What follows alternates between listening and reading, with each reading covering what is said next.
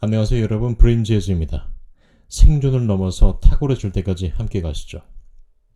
여러분 인생에서 여러분들만의 좋은 목소리를 가지는 것은 여러분들의 선택입니다. 어떻게 그럴까요? 단순히 성대에서 나오는 소리가 아닌 내면의 자신감과 훈련을 통해 여러분들을 발견하는 것만이 좋은 목소리를 가지는 바탕이기 때문입니다. 그리고 언어마다 좋은 목소리는 조금씩 혹은 많이 다를 수 있습니다.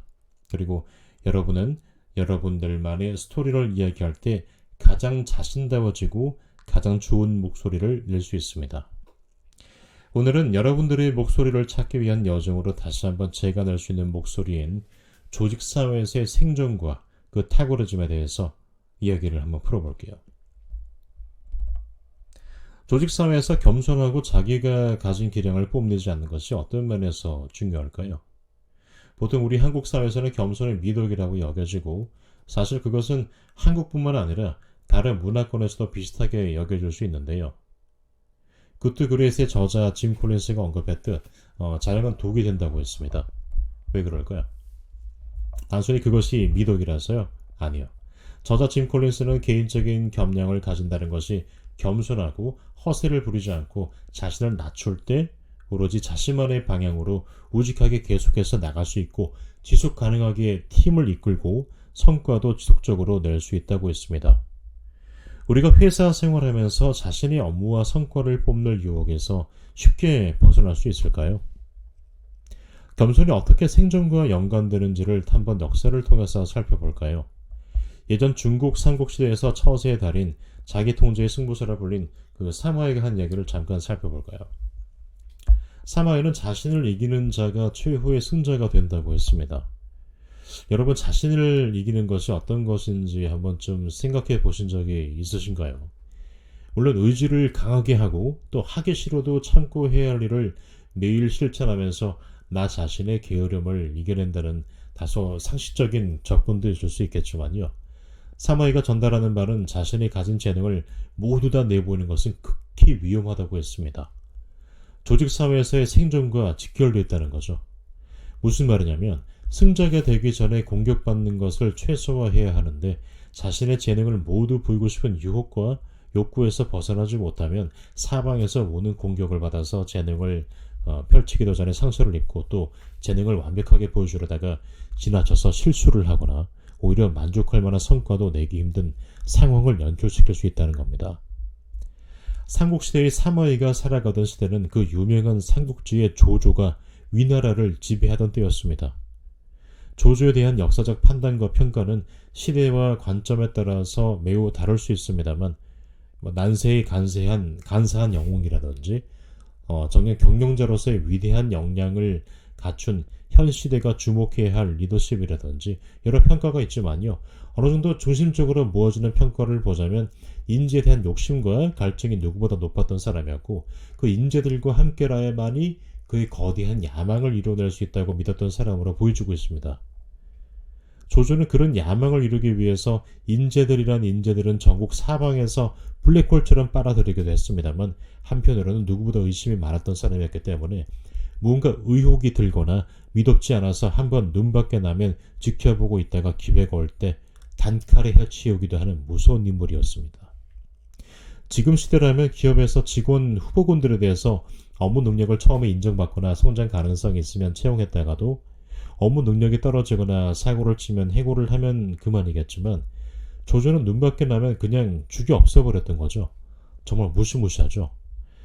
그런 시대에서 그런 조조라는 걸출한 인물 아래에서 사마이는 그 누구보다 최고의 실력자로 능력을 인정받으면서도 거의 유일하게 조조 가문의 3대에 걸쳐 살해당하지 않고 살아남으면서 천수를 누렸습니다. 도대체 어떻게 그럴 수 있었을까요? 다시 한번 자신의 모든 것을 보이지 않고 능력이 7할에서 많아도 8할 정도만 해서 완벽을 추구하기보단 만족할 만한 성과를 만들어서 화를 예방하고 그 외에는 처신에 힘썼던 거죠. 여러분들도 한 번씩 일하시다가 어느 순간 몰두하시다 보면 100% 최선의 결과를 도출하시려다가 자칫 주위 사람들과 트러블을 일으키는 동료분들이나 혹은 본인이 그렇게 되실 때도 있죠. 물론 일의 성격에 따라서 다를 수 있고 또 뜻하시는 바가 있다면 퍼포먼스 그 자체에 몰두하실 수도 있지만 여러분 조직에서는 화를 멸하는 것도 생각을 하시지 않을 수가 없을 겁니다.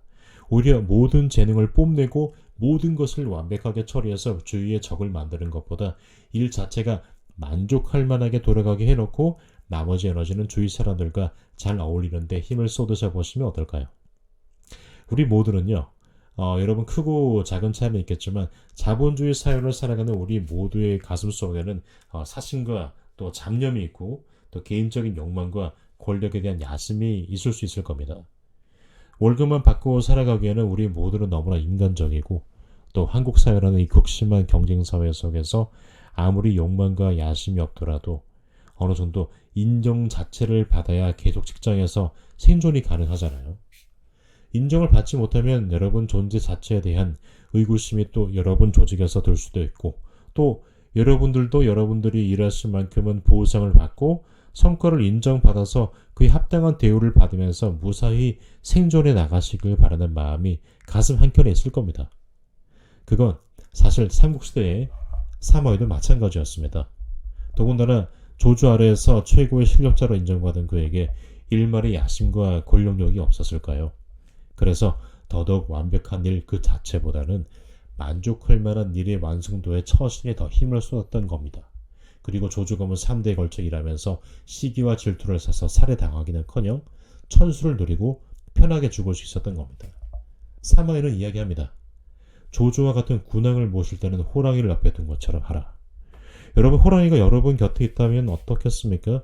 좋다고 옆에서 까불면서 쓰다듬어도 문제가 될 수 있고 옆에서 조금만 걸리적거리거나 굼뜨면 또 죽임을 당할 수 있겠죠. 여러분들이 인재이실수록 또한 조직에서 살아남으셔야 할수록 조심하실 필요가 있습니다. 일을 뛰어나게 잘해서 실력을 인정받는데 종종 보스와 갈등을 일으키거나 혹은 시기를 사기도 합니다. 그래서 조직 생활 하시면서 뛰어난 핵심 인재가 되시는 분들을 보면 단지 능력뿐만 아니라 보스와의 관계를 잘 처리하고 조직 구성원들로부터 인정과 지지를 받을 수 있는 적절한 처신이 필요한데요.